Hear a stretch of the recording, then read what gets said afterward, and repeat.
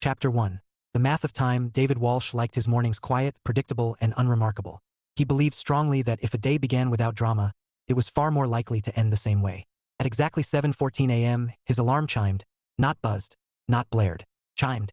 He rolled out of bed, stretched, and went through the same routine he had perfected years ago. Shower, coffee, toast. News headlines skimmed, never absorbed deeply enough to irritate him before 8 o'clock. By 8:32 he was on the train. By 8:57 he was at his desk. David worked a standard office job in operations, important enough to matter, dull enough to be ignored. He was good at it, consistently good, quietly reliable, the kind of employee managers trusted without hovering over, which was precisely how David preferred it. His father used to say, "The fastest way to get punished at work is to be excellent without boundaries." He'd called it being a victim of your own success. David had taken that lesson to heart. He delivered exactly what was required. No more, no less. Promotions came slowly, but so did resentment. He left on time, took his vacation days, answered emails during work hours and nowhere else. He wasn't trying to stand out. He was trying to remain unexploited. And it worked. His personal life followed a similar philosophy. At 33, David was single, content, and occasionally lonely in a way that felt manageable rather than urgent. He saw his parents every other Sunday. His younger sister, Megan, weekly. He had 2 friends he trusted deeply and a few more he liked enough to keep at a comfortable distance. He wasn't antisocial. He was selective. Relationships, however, were where David applied the most math. For serious girlfriends, 3 identical endings. It had taken him longer than he liked to admit to notice the pattern. But once he did, he couldn't unsee it. It always started innocently. He's just a friend. Late night texting. Coffee that became dinner. Explanations that grew longer as the guilt grew heavier. David had never been the jealous type. He didn't mind male friends. He didn't check phones or question loyalty without cause. What bothered him wasn't the presence of another man. It was the absence of himself. Time told the truth people wouldn't. Time was finite. People spent it on what mattered. His rule was simple. If he was no longer receiving the majority of his partner's discretionary time, then he wasn't the partner. He was the placeholder. Once the math stopped working in his favor, he walked away. No speeches. No reminders. No bargaining. If he ever had to remind someone he was supposed to be their priority, then he already had his answer. That clarity had cost him relationships, but it had preserved his peace. Which was why, when he arrived at work on an otherwise ordinary Tuesday and found his desk occupied by a woman he'd never seen before, his first reaction wasn't attraction. It was confusion. She was sitting in his chair, not lounging, not disrespectfully, just occupying it. Papers spread neatly, laptop open, coffee steaming dangerously close to his keyboard. David stopped short, blinked once, and checked the number on the cubicle. Still his. "Hi," the woman said brightly, looking up. "You must be David." He paused. "I usually am." She smiled, quick and amused, as if he'd said something clever instead of mildly defensive. "I'm Emma," she said, standing immediately. "Emma Clarke, temporary consultant. They told me this desk was free." David glanced around the office. Half the department was rearranged. Boxes stacked. Nameplates missing. "Ah," he said. "They told me nothing." Emma winced sympathetically. "Classic." She gathered her things with efficient embarrassment. "I can move. I don't want to start my first day as the villain." David shook his head. "It's not your fault. It's a system's failure." She laughed. "You say that like it's a diagnosis. It is. Chronic." They stood there a moment, neither moving, the air unexpectedly easy. "I'll grab an empty one," David said finally. "You're sure?" "I am both sure and adaptable." She tilted her head. "That's a rare combination." David shrugged. "Years of practice." He relocated to a temporary desk 2 rows over. The disruption annoyed him less than it should have. Instead, he found himself aware of Emma's presence in a way he didn't usually register coworkers. She hummed quietly while typing, asked thoughtful questions in meetings, took notes by hand instead of typing them, which struck him as either charming or impractical. He hadn't decided which. At 10:17, she appeared beside his desk. "Quick question," she said. "Is the printer always this hostile?" "Yes." "Good. I was worried it was personal." "Give it time," David said. "It escalates." She smiled again. It lingered this time. At lunch, she sat across from him without asking. "I don't know anyone here yet," she said, unwrapping her sandwich. "And you seem safe." "Safe how?" "You don't look like you'd overshare or try to sell me crypto." David considered that. Both accurate.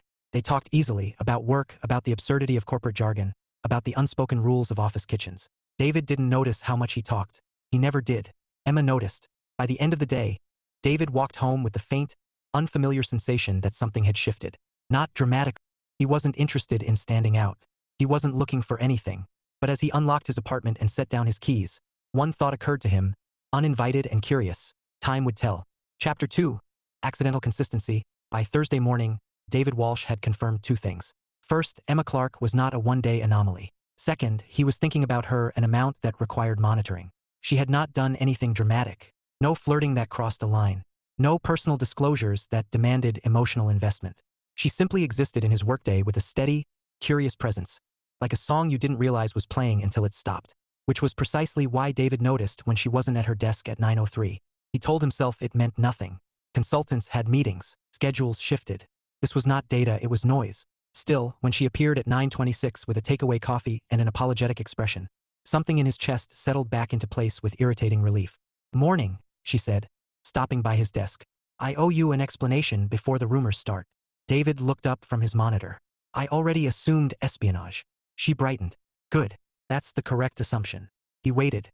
"Actually," she said, lowering her voice, "HR ambushed me with onboarding paperwork. I escaped using charm and a pen I definitely stole."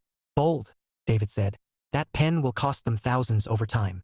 She laughed, then hesitated. "Do you want coffee?" "I accidentally ordered an extra."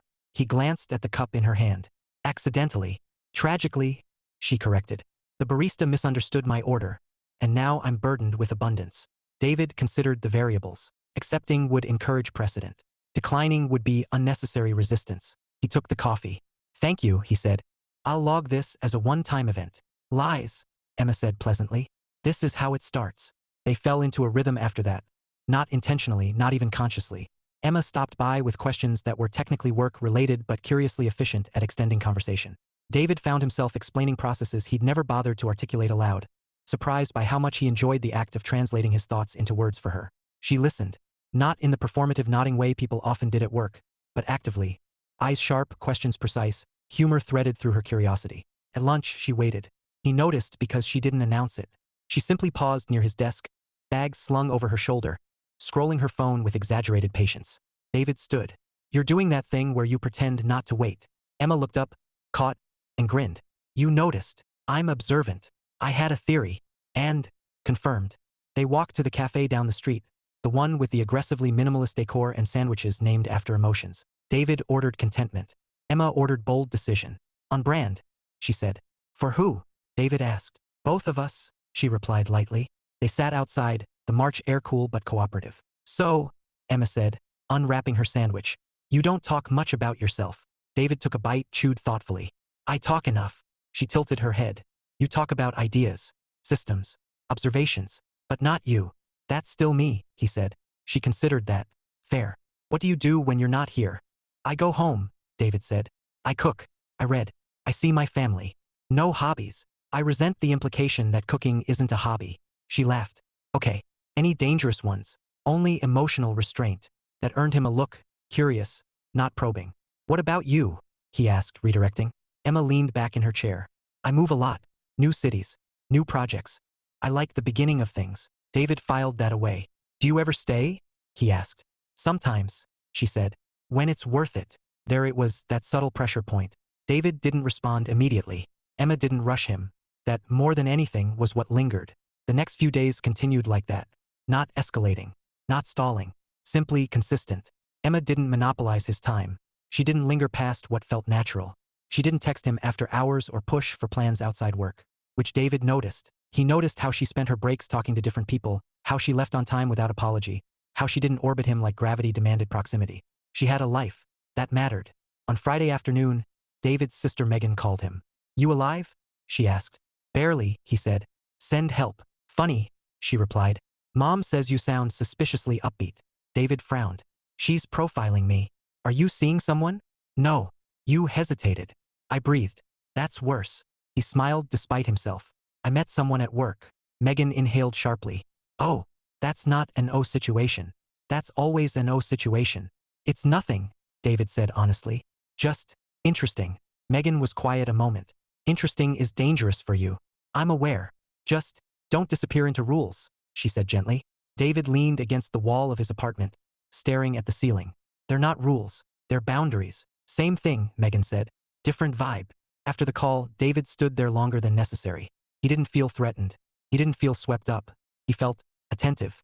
Monday morning arrived with rain and a broken elevator. David took the stairs. Emma did too.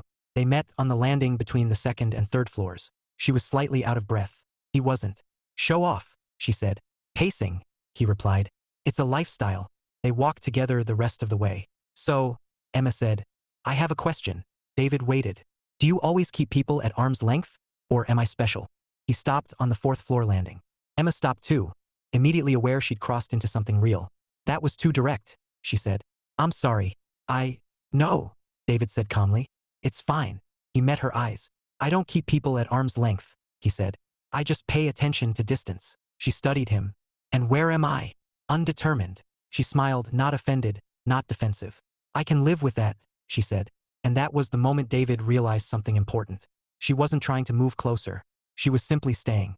And for the first time in a long while, David didn't feel the urge to step back. Chapter 3. The placeholder problem. David noticed the change before it announced itself. It wasn't dramatic. No sudden distance. No obvious shift in tone. Just a subtle redistribution of Emma's time that registered in his awareness like a weight placed on a scale. Monday morning, she arrived smiling, waved at him from across the office, and then veered toward someone else's desk. A man David hadn't met yet. He was tall, relaxed in a way that suggested familiarity with the space, though David was fairly sure he didn't work there. He leaned back in his chair as Emma spoke, grinning, their conversation animated enough to attract glances. David told himself not to catalog it. He did anyway. Emma spent 23 minutes at that desk. David knew because he had a meeting at 9:30 and checked the time when he left. When he returned at 10:12, she was still there, laughing now, one hand resting casually on the back of the man's chair. There it was. Not jealousy, not fear, recognition. He turned back to his screen and finished his report without error. The numbers behaved. The world remained orderly. At lunch, Emma didn't wait. David ate alone. That evening, he had dinner with his sister. Megan was halfway through her pasta when she narrowed her eyes at him. You're doing that thing. What thing? David asked. The quiet processing thing, she said. Where you pretend you're fine but your jaw tightens like you're negotiating with fate. I'm not pretending, he said calmly. I am fine. Megan twirled her fork. Is this about the work person? David paused. Possibly. Did she betray you already? Megan asked dryly. No. Then what's the problem? There may not be one. That's never stopped you before. David exhaled. She introduced a variable. Megan smiled. Ah, a man. Yes. Is he attractive? I don't know. Liar. David shook his head. It's not about competition. It never is, Megan said. Until it is. It's about patterns, David replied. And timing. Megan leaned back. You know not every situation ends the same way. I do, David said. But enough of them do.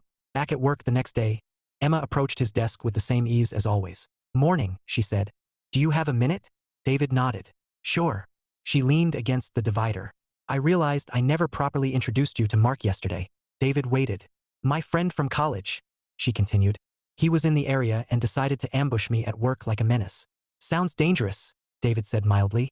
He is, she agreed. Emotionally stable and deeply annoying. That landed somewhere between reassurance and misfire. He's in town all week, Emma added. So if I seem distracted, that's why. David smiled. No explanation required. She studied him. You're very calm. I practice. Emma hesitated, then nodded. Okay, well, lunch later. David checked his calendar. He didn't need to. I have a call, he said. Rain check. She blinked. Oh, sure. She walked away without pressing. David exhaled slowly once she was gone. That night, he didn't text her. She didn't text him either. Wednesday, Emma arrived late and left early. Mark occupied her time again. Coffee runs, whispered jokes, shared lunches. David observed without comment. He wasn't angry. He was collecting data. By Friday, the math was trending away from him. He didn't blame her. She owed him nothing. They weren't together. They weren't even defined. But David had learned not to ignore early indicators. When Emma stopped by his desk late that afternoon, he already knew what he was going to do. Hey, she said softly. You've been quieter. David smiled. Work's been heavy. She searched his face. Did I do something? No, he said honestly.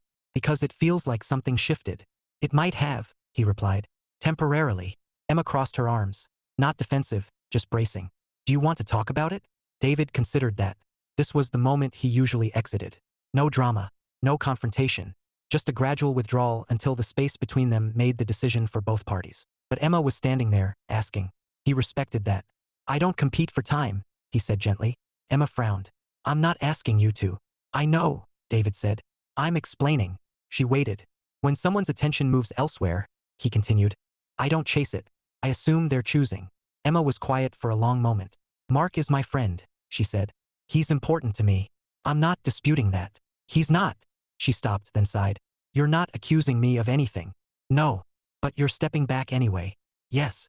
Emma studied him, really looked at him as if recalibrating. That's frustrating, she said finally. You don't give people a chance to explain. I give them space to show me, David replied. That feels fair. She shook her head slowly. You're very composed. I've had practice. She looked like she wanted to say more, but didn't. Instead, she nodded once. Okay, and walked away. David watched her go, the familiar sense of resolution settling in his chest. Quiet, manageable. Still, as he shut down his computer and headed home, something unsettled lingered. This time, the pattern hadn't ended cleanly. Felt unfinished. Chapter 4. Misread signals. Silence, David had learned, was rarely neutral. It did not simply exist. It accumulated. It suggested. It filled space with meaning whether anyone intended it to or not. By Tuesday afternoon, the office had adjusted to the new normal. Emma and Mark came and went together. David kept his head down, and the polite distance between him and Emma settled into something that looked deliberate from the outside. From the inside, it felt like discipline. David didn't avoid Emma. He answered when she spoke. He smiled when appropriate. He remained kind. He simply stopped offering himself. No lunches. No lingering conversations. No casual observations shared for no reason other than enjoyment. He gave her space to choose. What he hadn't anticipated was how loudly that choice would echo back at him. It started with an email. Subject, quick check-in. From Emma Clarke. Hey, can we talk after work? Just a few minutes. David stared at the screen longer than necessary. He could decline. He could delay. He could suggest another time that would allow momentum to dissipate naturally. Instead, he typed back, sure. They met in the nearly empty break room at 5:47 p.m. The lights hummed. The coffee machine hissed like it was eavesdropping. Emma leaned against the counter, arms crossed, not closed, just anchored. You've been pulling away, she said without preamble. David nodded. Yes, she blinked. That's it. That's the acknowledgement, he said. Do you want the explanation? I wouldn't be standing here if I didn't. David folded his arms loosely. I don't pursue people whose attention is elsewhere. Emma frowned. My attention isn't elsewhere. It has been, David said calmly. She exhaled sharply. Because my friend is visiting? Because of how your time shifted, he replied. Consistently. That's not fair, Emma said. Mark flew in unexpectedly. I haven't seen him in over a year. I'm not disputing the reason, David said. I'm responding to the outcome. Emma stared at him, incredulous. You didn't ask. You didn't say anything. You just decided. Yes, that feels cold. David considered that. It's efficient. That's not the same thing. No, he agreed. But it's honest. Emma pushed off the counter, pacing once before stopping in front of him. Do you know how that feels from my side?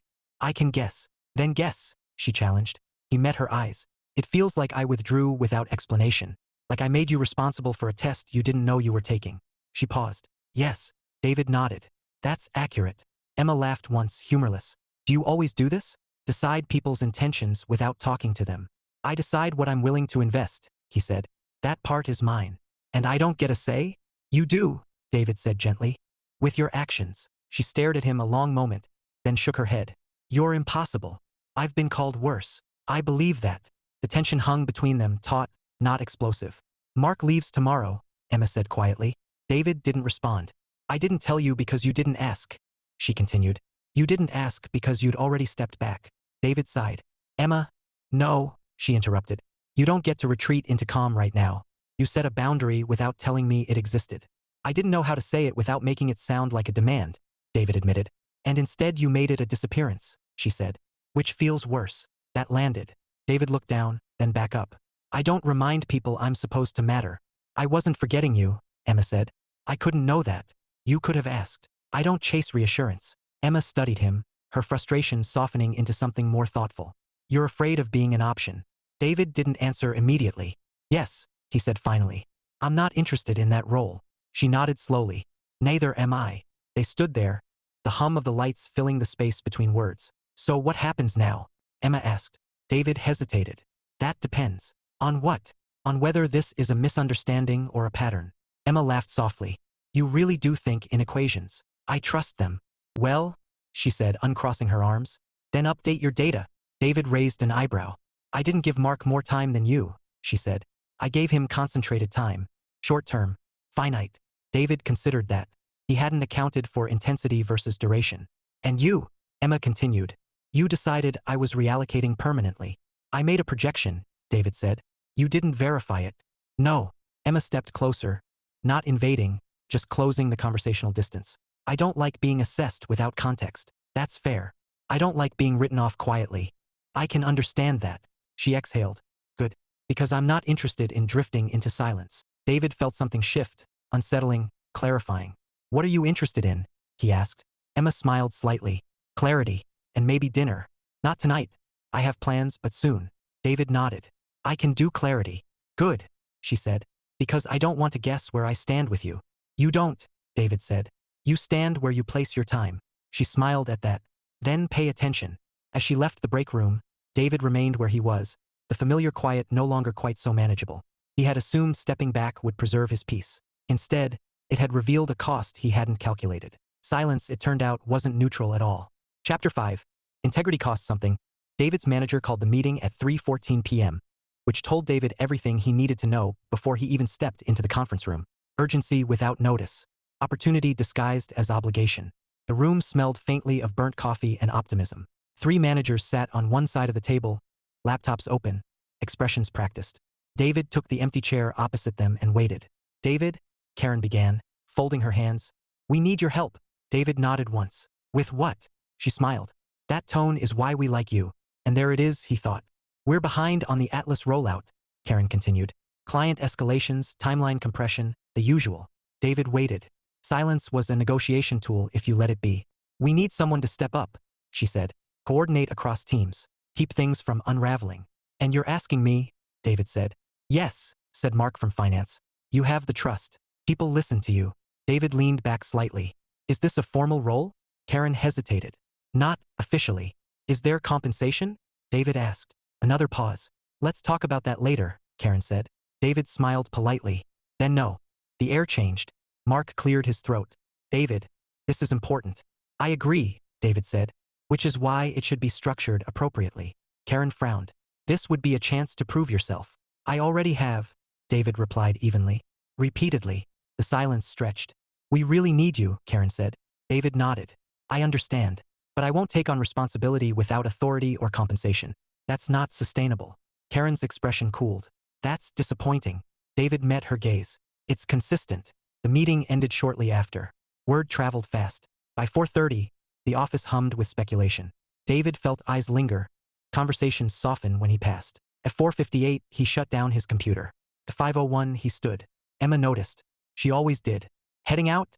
She asked, catching up to him near the elevators. Yes. She studied his face. Rough meeting. Productive, David said. She didn't believe him, but she didn't challenge him either. They walked together to the lobby. The silence companionable but waited. I heard Karen wasn't thrilled, Emma said carefully. I imagine she isn't. You said no. Yes. Emma smiled, small and impressed. Most people would have said yes. Most people regret it later. They stepped outside. The evening air was crisp, the city settling into its slower rhythm. Does it ever cost you? Emma asked. David considered the question. Yes, he said. Often. She nodded. I figured. They stood there a moment, neither in a hurry to leave. Can I ask you something personal? Emma said.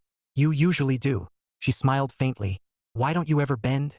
David looked out at the street watching people pass, rushing, lingering, choosing.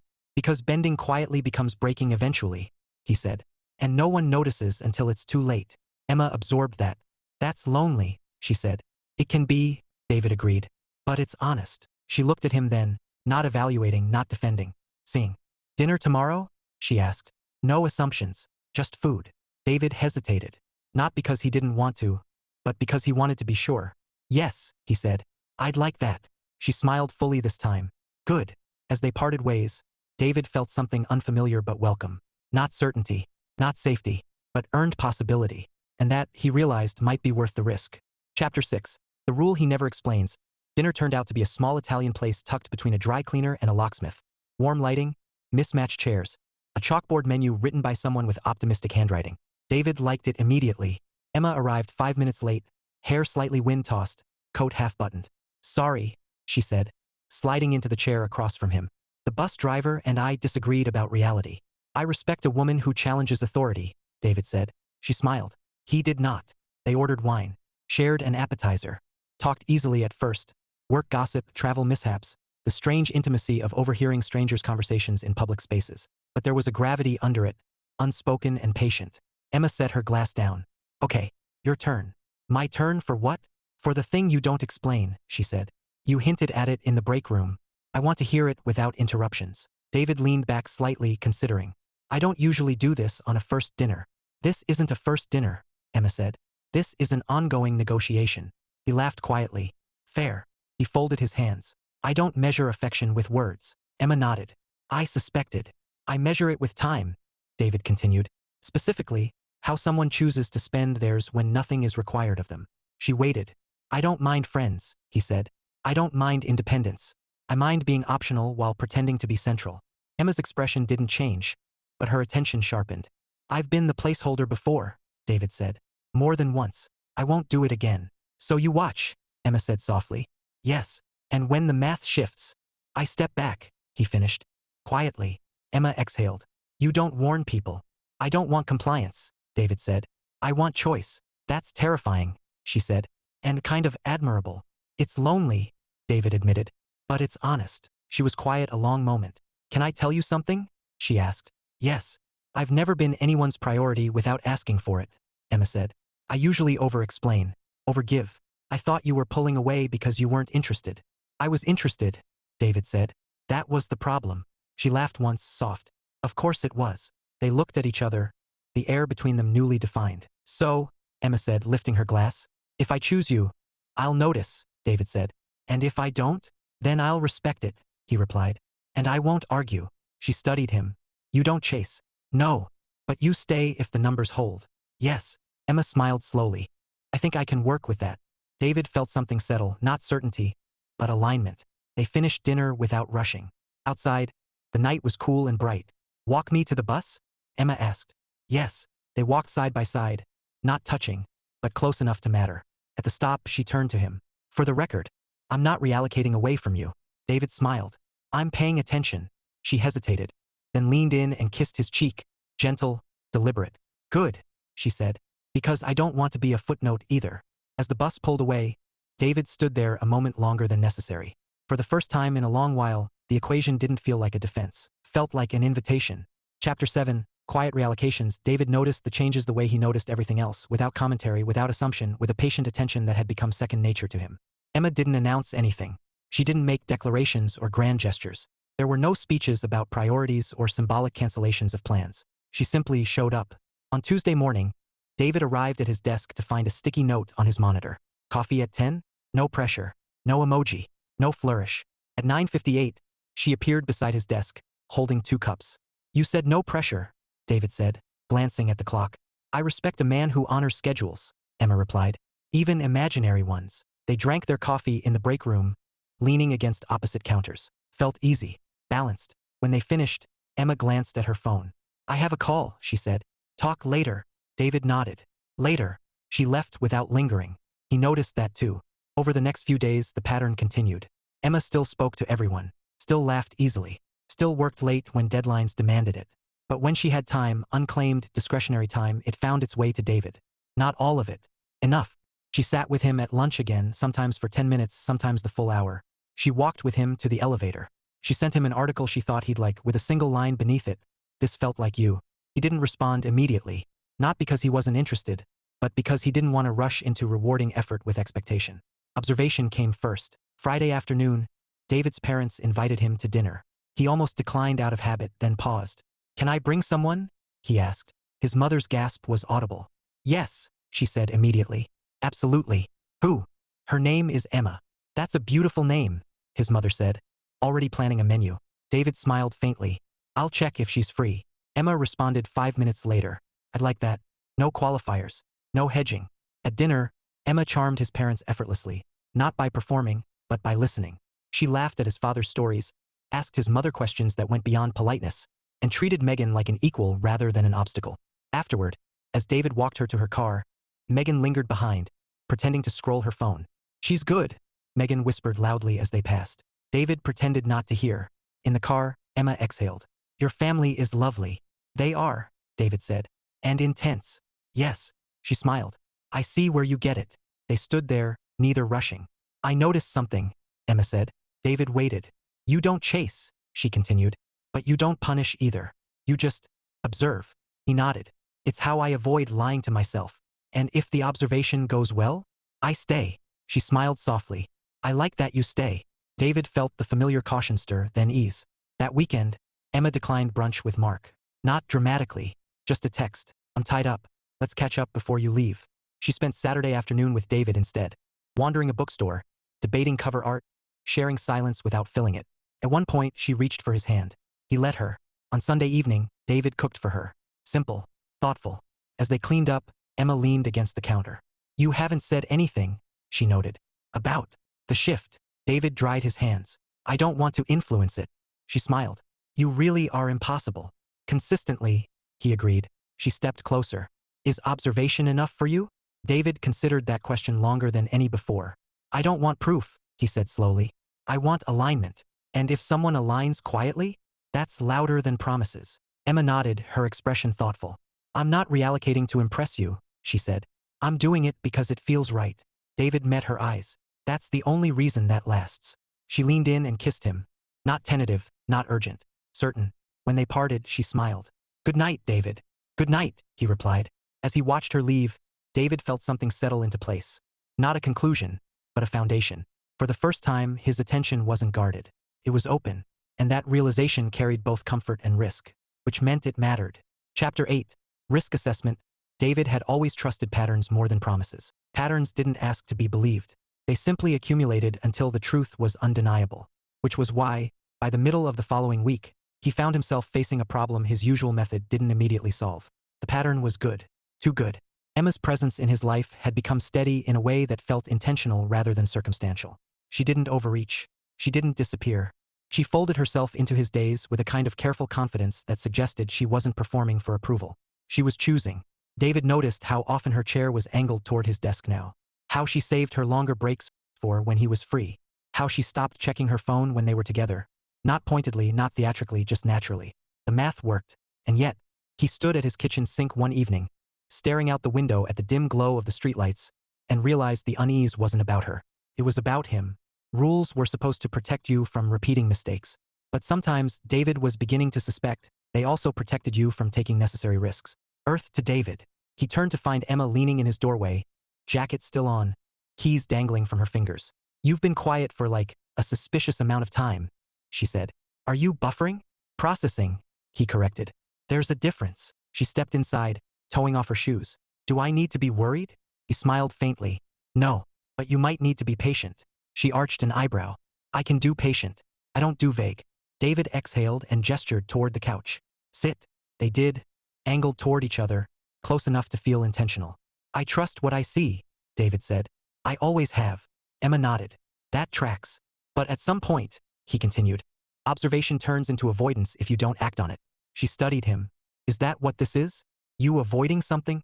He considered the question, then nodded once. Possibly. Emma leaned back. Okay. Avoiding what? Letting the rules loosen, he said. Letting myself be known beyond them. She didn't interrupt. I've been very clear about what I won't do, David said. What I won't tolerate. What I walk away from. Yes, but I haven't been as clear about what I want, he admitted. Emma smiled slightly. You want consistency, integrity, time. Yes, David said. But I also want partnership, presence, someone who chooses me without being asked. And you think wanting that out loud gives it power over you. David looked at her. Yes. She nodded slowly. That makes sense. It's also very you. He laughed under his breath. That's not reassuring. It is, she said. You don't hide behind charm. You hide behind structure. He didn't argue. Emma shifted closer. Can I ask you something difficult? Yes. Are you waiting for me to fail? She asked gently. So you don't have to decide? The question landed with precision. David didn't answer right away. No, he said finally.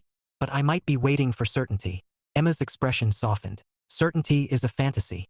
I know. But risk is a choice, she continued. And you're allowed to make it too. David nodded. I am. They sat there, the weight of that truth settling between them. I don't need guarantees, Emma said. I need honesty, presence, the same things you do. He met her eyes.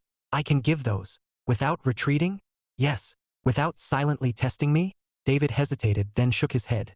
No more silent tests. Emma smiled. Good. Because I'm terrible at guessing. He reached for her hand.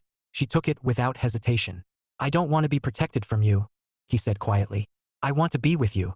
She squeezed his hand. Then be. The simplicity of it caught him off guard.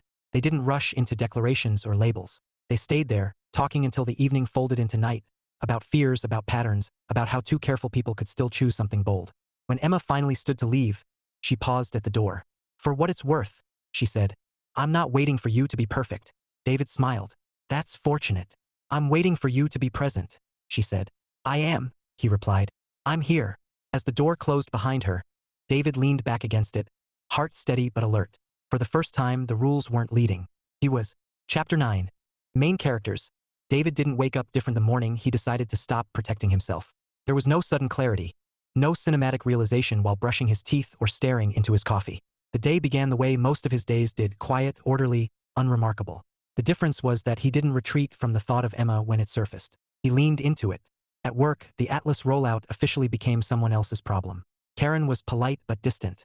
David remained calm and effective, his boundaries intact. The cost had been social capital. The benefit was peace. Emma met him at his desk mid-morning, leaning casually against the divider. Lunch today? She asked. Yes, David said without hesitation. She smiled, noticing the absence of pause. They walked out together at noon, the city bright and restless. They didn't go far, just a small park nearby, benches warmed by early spring sun. I have news, Emma said, opening her salad. David raised an eyebrow. Good or bad? Clarifying, she said. Mark asked if I'd come visit him next month. David waited. I said no, Emma continued. Not because of you, because it doesn't make sense for me right now. David studied her face, not for signs of performance but for alignment.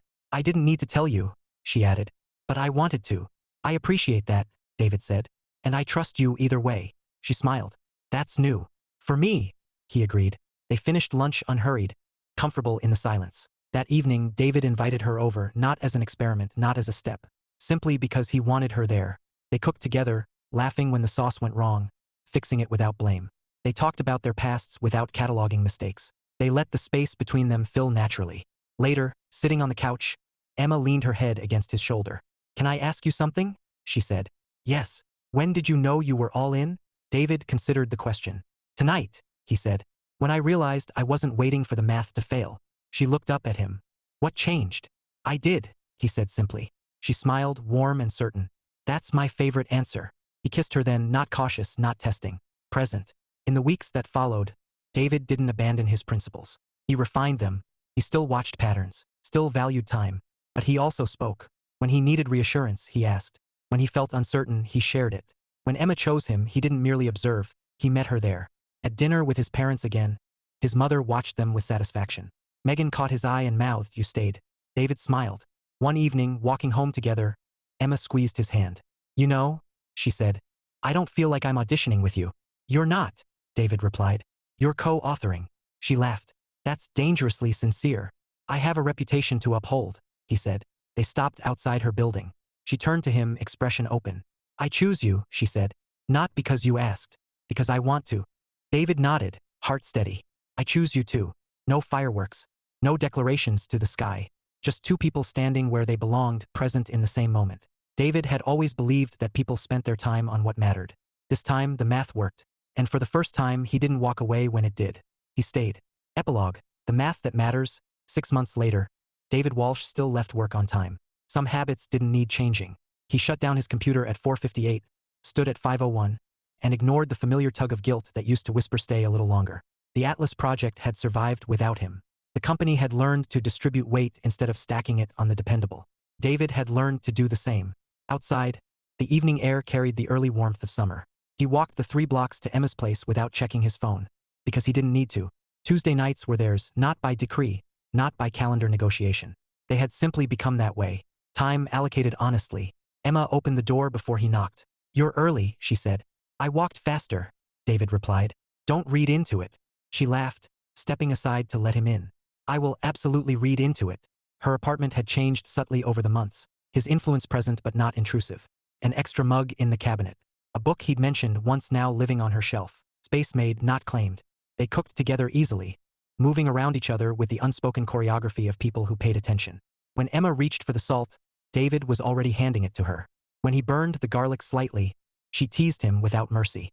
"Victim of your own confidence," she said. "I took a calculated risk," he replied. The math was flawed.